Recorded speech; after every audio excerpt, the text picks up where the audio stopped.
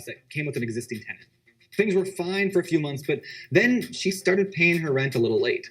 Then she stopped paying entirely when she decided that illegal drug use was a whole lot more fun than paying her rent.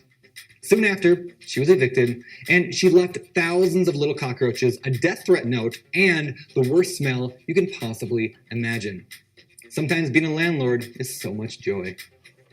On the other hand, I've had dozens of incredible tenants who pay rent on time, take great care of the property, and are helping me build wealth and financial freedom in a spectacular way. So, how does somebody find more of the great kind of tenants and fewer or none of the bad ones? If you want to succeed as a landlord, you must do just that. You must attract world-class tenants and avoid renting to scumbags. My name is Brandon Turner, author of the book on rental property investing and co-author of the book on managing rental properties, as well as the co-host of the Bigger Pockets podcast. And today I want to share 4 life-saving tips for attracting world-class tenants. Number 1, think like a funnel.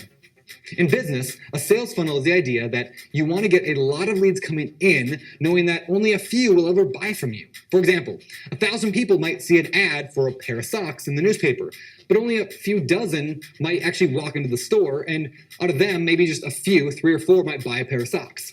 That's a sales funnel, and it's found in almost every industry, including landlording. As a landlord, your job is to use the exact same funnel to attract tenants, a lot of them. Think of it this way.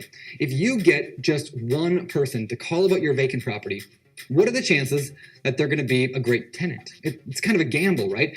But what if 1,000 people call about your property? Could you find one that's going to be near perfect? Well, I would hope so, or else you probably need to move towns. The point is, the more people you can put at the top of your funnel, the more picky you can be to get the one ideal tenant at the bottom.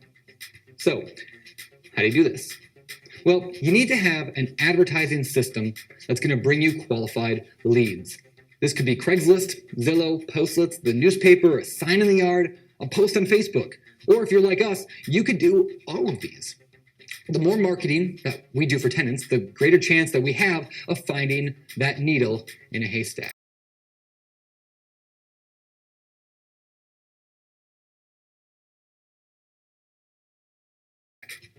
Now, once you start getting leads into your funnel, it's time to start weeding out the bad ones. Which brings me to tip number 2. You've got to set high monthly standards, or as we talk about in the book on managing rental properties, your minimum required standards. In our landlording business, we have carefully defined standards that state who we're willing to rent to and who we're not. This list is written on our website, written on every piece of marketing material we put out, and verbally told to every prospective tenant over the phone. Our standards are fairly simple. Number 1, the tenant must earn 3 times or greater the monthly rent from documentable income sources.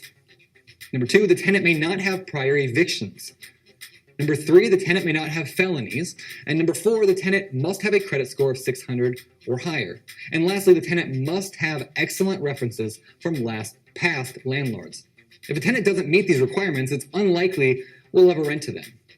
Having this carefully defined list of standards helps us in 2 distinct ways. First, it discourages time-wasting prospects from even contacting us. And second, it helps us look at each candidate objectively rather than emotionally. Yes, I'm sure we could rent to a tenant who had a prior eviction, or one that's had bad credit, or maybe that had a bad experience with a landlord. And you know what? Maybe they would be perfectly fine. But maybe they wouldn't. And I don't like to increase my chance of dealing with a bad tenant because of the huge negative consequence of having a terrible tenant. I'm going to let other landlords take that risk. I'm not in this game to lose. I'm in this game to win, and I'm not here just to gamble.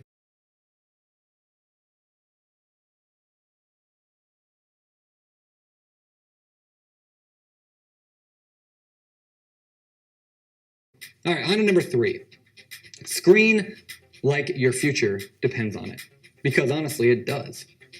Tenant screening is not some afterthought that you can just check off some boxes and call it good.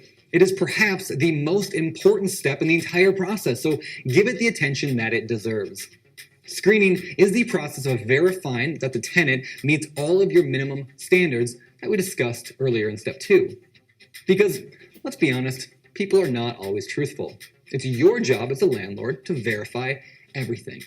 But let me give you a brief overview of how we do our screening in 3 easy steps. First, call their place of employment to make sure they earn at least 3 times the monthly rent. Next, check with past landlords to make sure they've been a good tenant in the past. Because the kind of tenant they've been is the kind of tenant they'll be. This is one of the most important steps in the screening process and the number 1 most ignored, to the peril of many landlords. Finally, run a background and credit check on the tenant. There are numerous resources you can use to do this, such as rentprep.com, mysmartmove.com, or one of the hundreds of similar online companies. Now, in that report, look for past evictions, judgments, felonies, and other indications that the tenant might be a troublemaker in the future. Of course, be sure to review local, state, and federal fair housing laws to make sure you're not engaging in any illegal discrimination when you're screening tenants. The penalties are severe for landlords who violate these laws. Now, if the tenant makes it through your screening process, then you can feel a lot more confident that you are placing your bet on a winning horse. It's time to sign the lease and move them in. But getting a world-class tenant doesn't end there. For that, let's go on to step number 4. Train and manage effectively. The final step in finding incredible renters who will take care of your property, pay on time, and help you build tremendous passive income is training your new tenant to be world-class. You see, most tenants want to be great, but many just don't know how. It's your job as a landlord to train them to be so. Train up your tenant in the same way you would train up a child. Establish rules, make them known, and instill consequences for breaking those rules.